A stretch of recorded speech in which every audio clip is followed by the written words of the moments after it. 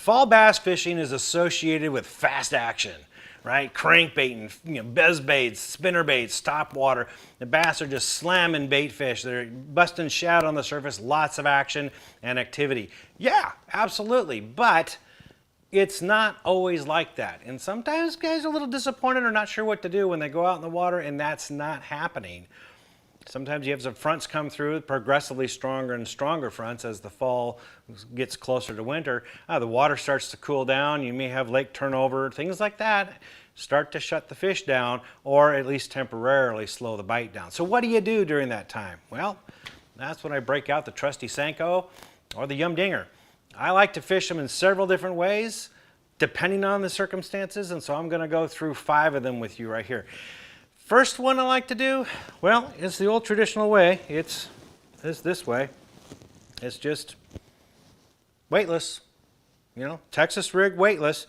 This is, the old standby of how everybody else learned how to fish them, and it still works today. This one's a little beat up because I've been catching fish on them quite a bit. Shows you how effective they are. But this here, what I'll do is I'll just fish it in, say 0 to 20 foot of water, and I'm targeting docks, walkways, weeds. I like to skip it underneath docks, rock piles, brush piles, things like that.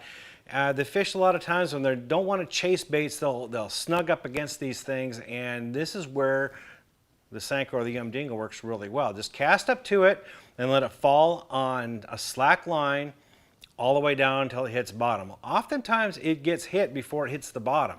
So you need to watch your line very closely to watch for any movement that you didn't impart, because if that happens, well, something on the other end has it, so you better set the hook. Another way to fish it is wacky style. Wacky style is the same thing. You just put a hook through the middle of it and it can be weightless, or you can use a jig head and give a little weight to it. Either way, I like to have a weedless, that little wire guard on it, just to give it a little more versatility in casting to areas because of the open hook. It could get snagged a little bit more on wood debris or stumps or into weeds. So I tend to not throw it into those areas as much as I do the Texas rig version here. But wacky rig can be very productive. The rod I use here, this is a 7'2" medium heavy fast action rod. And I pair that with 15-pound fluorocarbon line. I like to use Seagard and Vizix line for this, mainly because it is so versatile. You can fish it virtually everywhere. It's more abrasion resistant than braid, believe it or not. It actually is, so it's more durable. And fluorocarbon sinks. Braid doesn't sink. So fluorocarbon will fall with this, the sinking bait. A braid might inhibit its ability to fall through the water column. So I tend to go straight fluorocarbon, no leader or anything like that. I tie directly to the lure. Thing about both of these, both the Texas rig and wacky rig Senko, or Yum Dinger or whatever, knockoff, I still have them on the deck of my boat, even when bass are hammering those fast-moving lures. Why? Well, a lot of times you get follows, or you get bass that'll swipe at your lure but miss. That's when you just reel up your lure real quick, put it down the deck, grab your Senko. It's got to be ready to be cast, guys. Have it ready, rigged and ready, with a line already hanging out, because you want to be able to, the line hanging out from the tip, because you want to be able to just grab that rod and fire it right out there, right where you saw that fish, right away. So have it at the ready. Do that, and as it falls, sometimes that fish will still be there, and grab it right away. You'll catch that fish that you just missed. If it falls all the way through and reaches the bottom of the water column and it's on the bottom of the lake or river, don't pick it up right away. Let it sit for a good 10 seconds, maybe up to 30 seconds. Now this could be painfully slow if you've been fishing fast-moving baits and now all of a sudden you're like, stop. But just hold on. That bass that swiped at your lure may have gone off for a few seconds, and then he's come back. He's getting acclimated to his surroundings again, so you got to wait a little bit. And then give it a good pop off the bottom. That fish will go, whoa, and bam, nail it. So that often works. If you have that swipe or follow, that's usually the way that I catch them. If that doesn't work, I'll reel back up and fire out there maybe one more time. and see if I can catch them that way. If that doesn't work, I just go back to fishing. If I do catch them that way, you guys got to remember this. We do this as bass anglers. Oh, we just caught a fish on this lure, so let's cast it right back out there. Remember the pattern. The pattern was that you got that fish you activated them. You got them to come after your lure and get aggressive, and you followed up with the Senko to get them to bite. So remember that. It's like, okay, now that's how I got to get them to bite. So you just caught a fish on that Senko, re-rig it, get it ready to cast, set it down, and go back to casting your fast-paced lure and watch for that next swipe or miss and get ready to do it again. Sometimes that is the pattern, the way to catch fish. So that works really well in the fall. Well, there's 3 other ways that I fish the Senko during the fall. One of them is this way. I Texas rig it, but with an 1/8 ounce tungsten weight attached to it. This, and I have it pegged. If you can see, I got that little bobber stopper on there. The reason I do it this way is this is for when the fish are in the weeds. A lot of times when the bite is off, the fish they'll bury into the weeds or into bushes or into the brush pile, into sunken vegetation, that kind of stuff, or flooded vegetation, and you got to go in and dig them out. So I'll throw right up in there with this weighted Senko. Now this works really well. All you do is you just cast into those open pocket areas, be in the lily pads or in the weed pocket, the hydrilla, that sort of stuff. Just let it fall down in there and work it a little bit and reel it back up and find your next pocket and cast right back in there again. And you'd be surprised how well that works. So that's another effective way to fish them. And you go all the way up to 20 feet deep. Anywhere in that range, 0 to 20 is where the fish are going to be. 2 other ways are finesse tactics. Okay? This is when the bite is really off, but it does work. One of them is with a split shot Senko. This is something you'll find this is interesting here. So I've got a Mojo weight here, just like this one right here, and I've got a Texas rig Senko here, a weedless Senko. Note though, this is only 4 inches. So this is a smaller version, not the normal 5-inch that we normally throw. This is a smaller Senko. This is a more subtle presentation.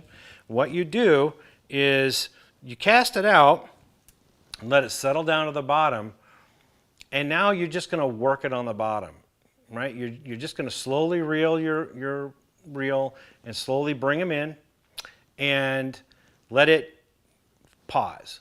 Just let it sit for a little bit and then reel it in again. And it's not super slow fishing. You can actually cover a lot of water using this kind of setup.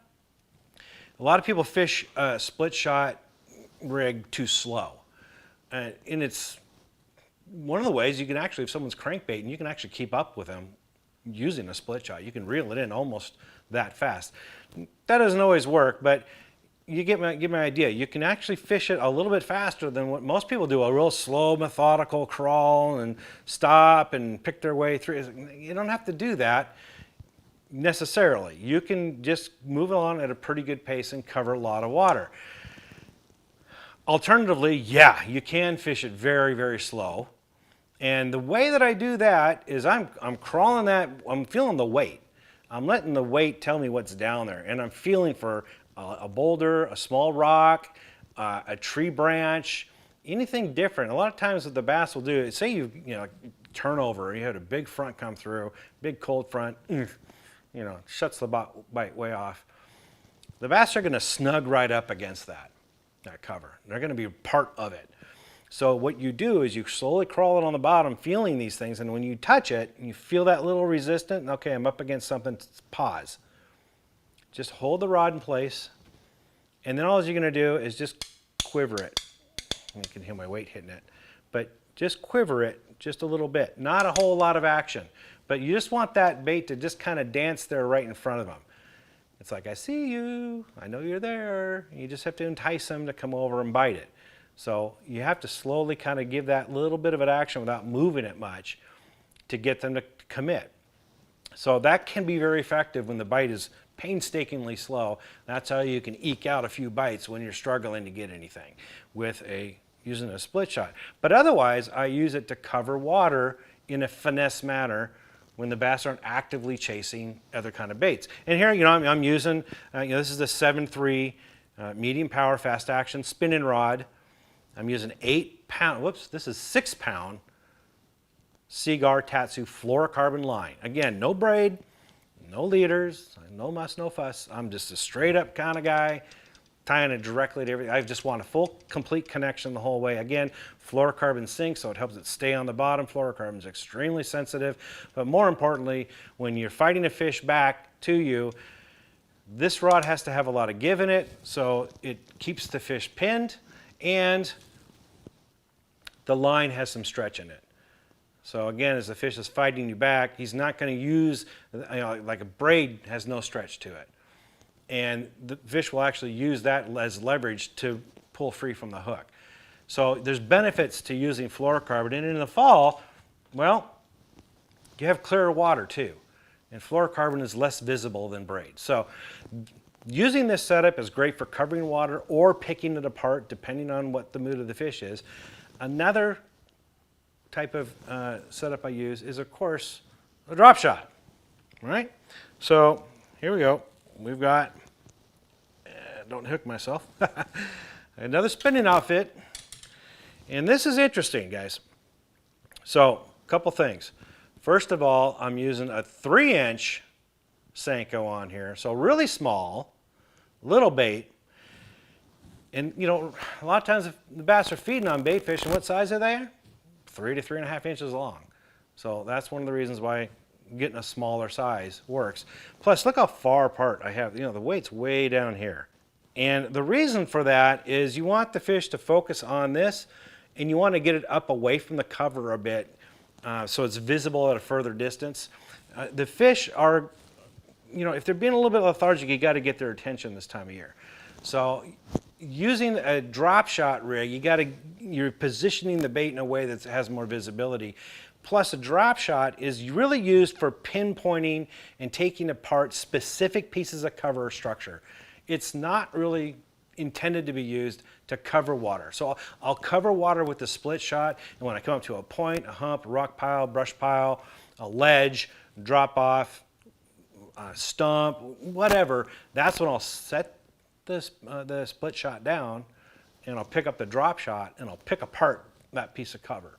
Very slowly, methodically, and you just get the weight down, get it to touch the bottom, and then what you're trying to do is just shake the rod tip in a minor, don't impart a ton of action. What you're trying to do is shake the weight, but not the bait, right? So you have what you're doing is you're just feeling that tension and then letting off in the tension, feeling the tension, letting off in the tension. That's how you just barely move it, and then stop. And just hold it and don't even move.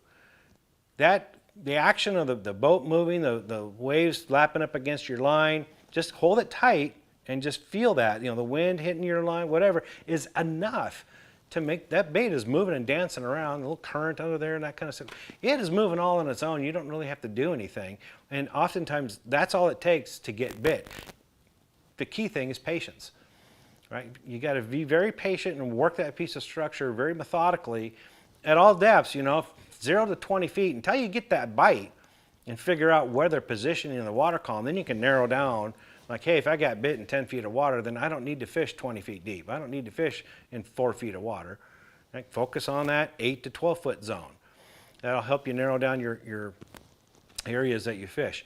But those are the different ways that I fish a Senko in the fall, and doing that, you're going to be very productive and catch a lot more fish. Hope that helps. For more tips and tricks like this, visit bassresource.com.